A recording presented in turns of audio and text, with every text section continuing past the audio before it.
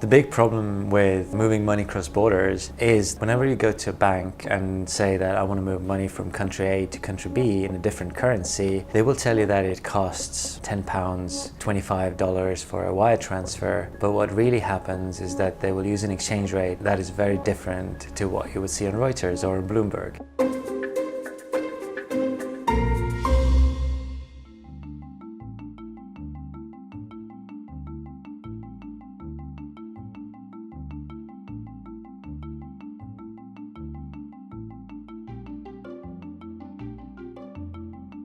When I realized that my bank had taken 5% of my money when I moved my savings from London to my savings account back in Estonia, where I'm from, I didn't like it. I had a friend at the time who was moving his money the opposite direction. He was paid in euros and sending money to London for living expenses.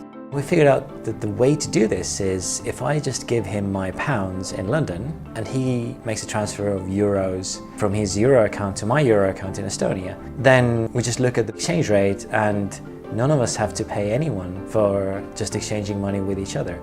And then in 2011, we realized that this could work for all the people around the world who are faced with exactly the same problem.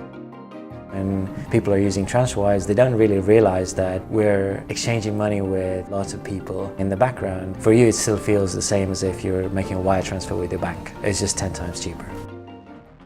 When there's not a perfect match between people, then we're now at the size where we can tap into the wholesale exchange markets, the markets where banks exchange money with each other.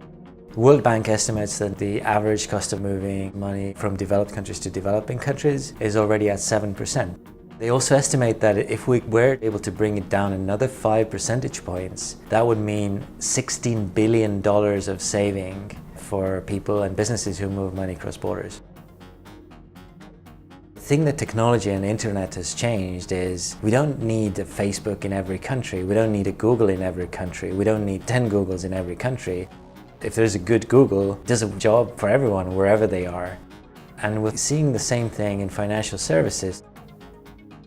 Financial services used to be really local. Banks were really local in the past. And now we're seeing that these tech solutions actually solve a problem not just in one country or in one suburb of a city, but they solve the same problem globally.